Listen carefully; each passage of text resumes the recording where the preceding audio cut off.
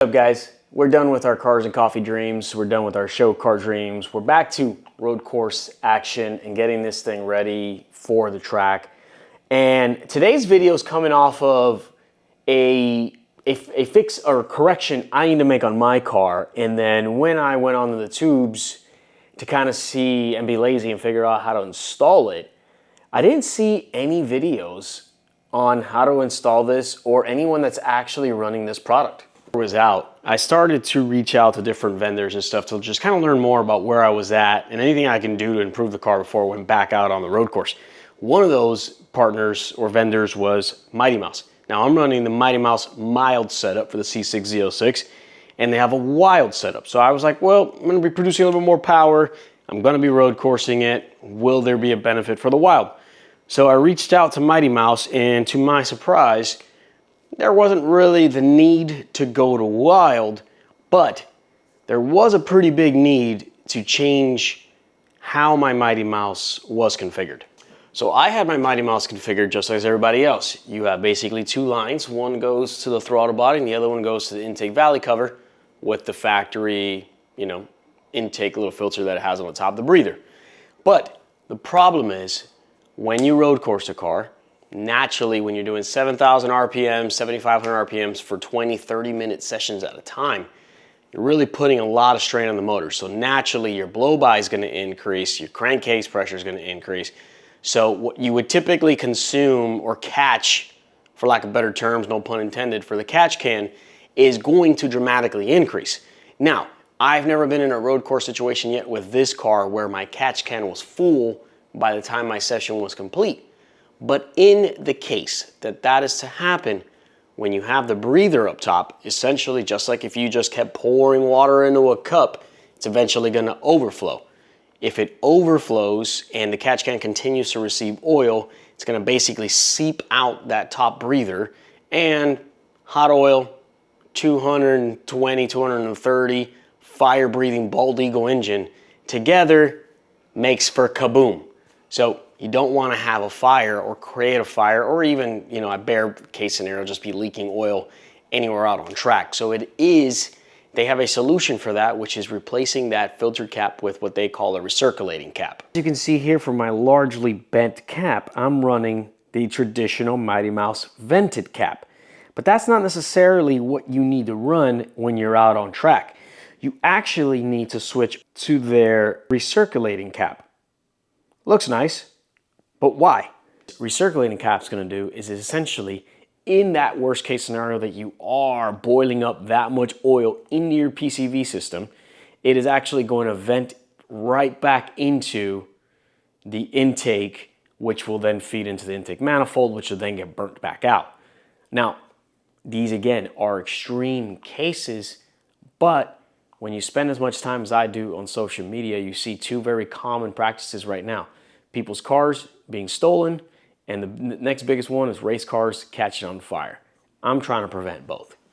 Dry sump boys, we already have a pretty unique setup. We obviously have our dry sump lines here, which kind of feed through our PCV system on our valve covers. And then we obviously have the Mighty Mouse or our catch cans, better said, that are feeding over into our throttle body, our intake valley, and then this here line that's connected over here to your intake is actually the fresh air for the dry sump up here.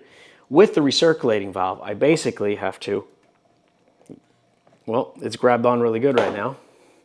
Well, there it goes. I have to replace this guy, make it nice like that, and run a fresh line from here over to the intake. Now, where I screwed up is when I originally did fix this line, which was just venting to atmosphere when I bought the car, is I was supposed to run this behind the manifold, around the other side, and tap the intake on that side. So that way this line can run strictly to here. On the bright side, this line is already here. I could take it off of this dry sump piece here, connect it here, and then it just got to route a line from here right around the back there and tap over on the opposite side so that my intake tube there has both connections in there.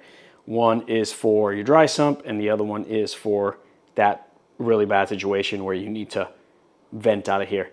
Everything else from what I see seems to remain the same. I just need to vent this properly and it is pretty much good to go after that point.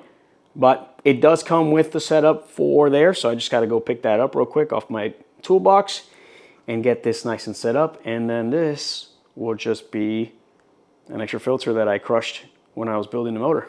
Here in my drawer of junk wonders, I do have plenty of extra line here.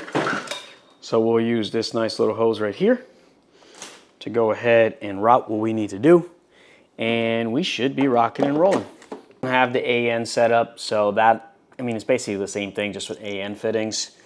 So right now, since I know where this line goes, I'm just basically plugging it in here. I might cut this line, but right now, I just want to make sure that I'm routing everything properly before I commit to cutting a hose and then the hose no longer be any good.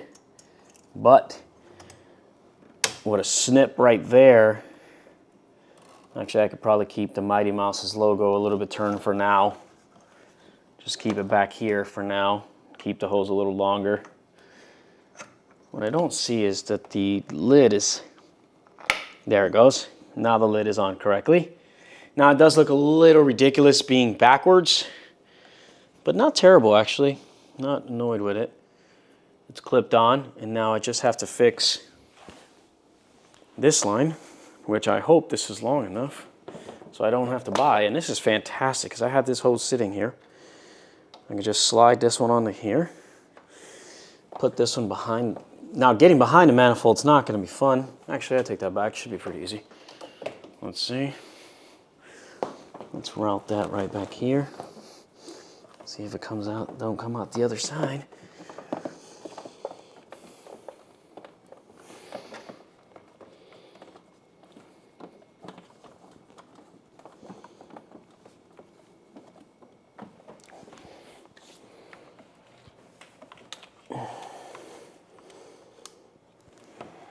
Essentially, I just got to, I want to see where I route this and then tap it right here, especially what I got to do for that. And then the recirculating is pretty much done, pretty quick fix, and a little bit more safety.